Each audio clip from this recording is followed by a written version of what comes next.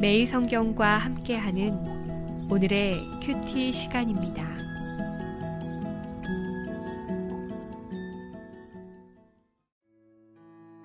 (12월 28일) 오늘의 말씀은 골로새서 3장 1절에서 11절입니다. 그러므로 너희가 그리스도와 함께 다시 살리심을 받았으면 위의 것을 찾으라.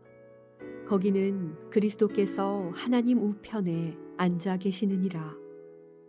위의 것을 생각하고 땅의 것을 생각하지 말라. 이는 너희가 죽었고 너희 생명이 그리스도와 함께 하나님 안에 감추어졌음이라. 우리 생명이신 그리스도께서 나타나실 그때에 너희도 그와 함께 영광 중에 나타나리라. 그러므로 땅에 있는 지체를 죽이라. 곧 음란과 부정과 사욕과 악한 정욕과 탐심이니 탐심은 우상 숭배니라. 이것들로 말미암아 하나님의 진노가 임하느니라. 너희도 전에 그 가운데 살 때에는 그 가운데서 행하였으나 이제는 너희가 이 모든 것을 벗어버리라. 곧 분함과 노여움과 악의와 비방과 너희 입에 부끄러운 말이라. 너희가 서로 거짓말을 하지 말라. 옛 사람과 그 행위를 벗어버리고 새 사람을 입었으니 이는 자기를 창조하신 이의 형상을 따라 지식에까지 새롭게 하심을 입은 자니라. 거기에는 헬라인이나 유대인이나 할례파나 무할례파나 야만인이나 스구디아인이나 종이나 자유인이 차별이 있을 수 없나니 오직 그리스도는 만유시요 만유 안에 계시니라.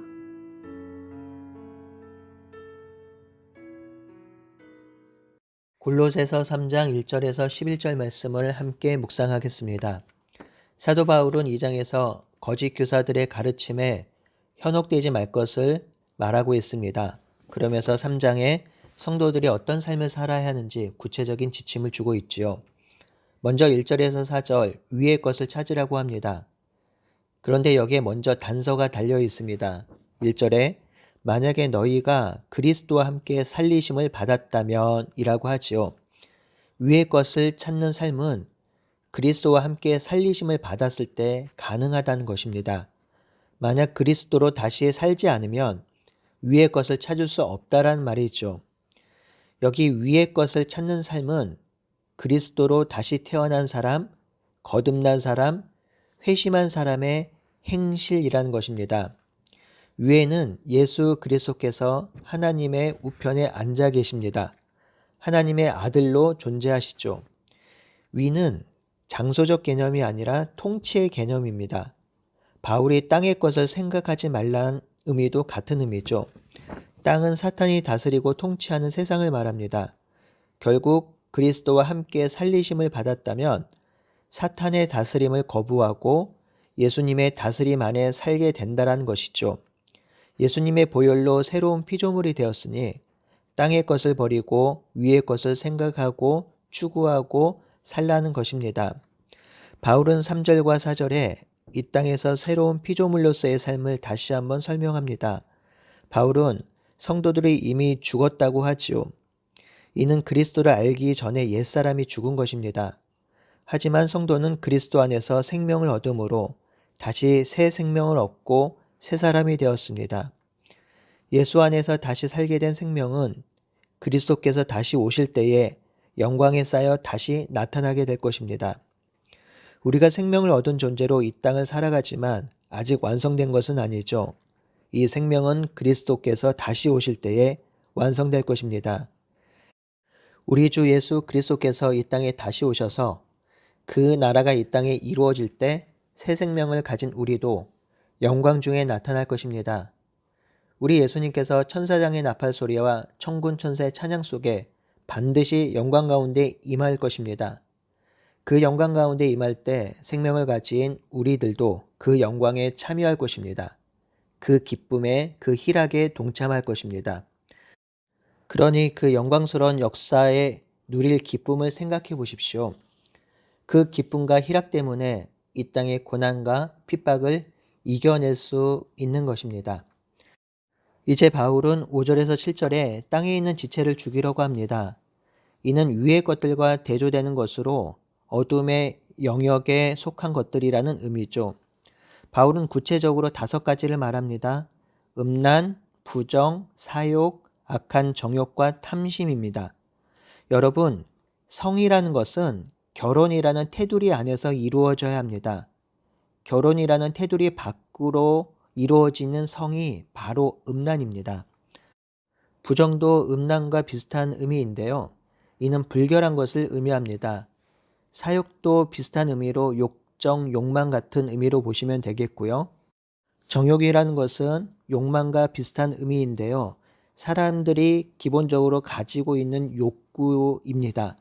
그런데 거기에 악한이 붙었잖아요. 그러니 기본적인 욕구를 넘어서는 악한 일입니다. 더러운 욕망인 것이죠. 이 첫 번째부터 4가지의 것은 모두 성적인 것과 관련되어 있습니다.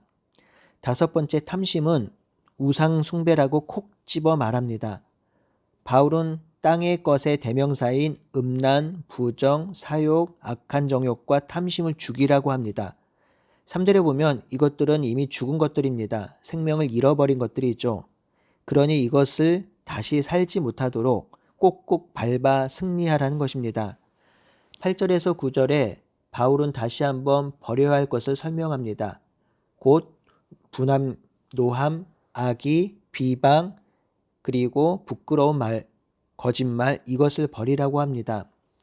5절에서 6절이 개인적인 죄악들, 특별히 성과 관련된 죄악들을 죽이라고 했다면 8절에서 9절은 관계적인 죄악을 버리라고 합니다. 우리는 이 부분을 잘 살펴보아야 합니다.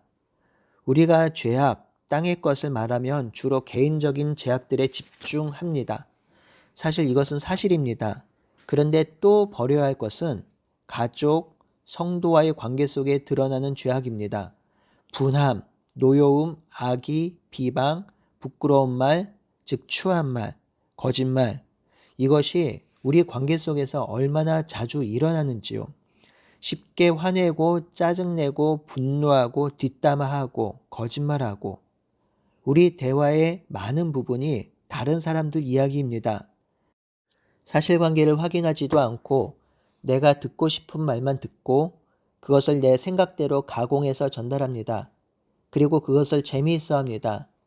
이것이 얼마나 재미있는지 남 이야기로 날 샌 줄 모른다고 하지요. 성도 여러분, 정말 하지 말고 끊어야 할 것들이 이것입니다. 경건해 보이는데 이 말, 분노를 통제하지 못하는 사람들이 있어요. 그것은 경건하지 않은 것입니다. 쉽게 화내고 분노하고 거짓말하는 것은 성품의 문제가 아니라 성화의 문제라는 것을 기억해야 합니다. 뿐만 아닙니다. 오늘날 유튜브에서 쏟아내는 말들과 많은 뉴스거리들을 보십시오. 많은 경우에 거짓말입니다. 진실을 왜곡하고 마음대로 부풀리고 마음대로 삭제합니다. 그런데 이 진실을 왜곡하고 조장하는 일을 잘 처벌하지 못합니다. 이런 일이 너무 많아서요. 그리고 진위 여부를 파악할 수 없어서요. 성도 여러분, 오늘 사도 바울이 말하고 있는 이 관계적인 측면의 부정적인 요소들, 악한 요소들이 우리 삶에 얼마나 있는지 살펴보고 적용하기를 소원합니다. 10절에 바울은 세 사람의 정체성을 말해 줍니다.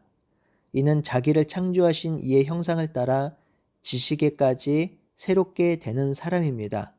그러니 세 사람의 정체성은 하나님의 형상대로 지음받은 존재입니다. 세 사람을 이야기할 때 가장 먼저 생각해야 할 것이 하나님의 형상이라는 것입니다. 또한 세 사람의 정체성은 참 지식을 소유한 사람입니다. 10절에 세 사람을 하나님의 형상을 따라 지식까지 새롭게 된 사람이라고 하는데요. 세번역과 공동번역을 보면 하나님의 형상으로 새롭게 되어 참 지식에 이른다라고 기록합니다. 하나님의 형상을 따라 새롭게 되는 사람은 참 지식을 가진 사람입니다. 오늘날 많은 사람들이 지식을 가지고 있다고 합니다. 그런데 그 지식에 참이란 말을 붙일 수 있나요? 참 역사가 있나요? 참 문학이 있나요? 참 심리학이 있나요? 참 과학이 있나요? 참 지식이 있나요? 참 지혜가 있나요?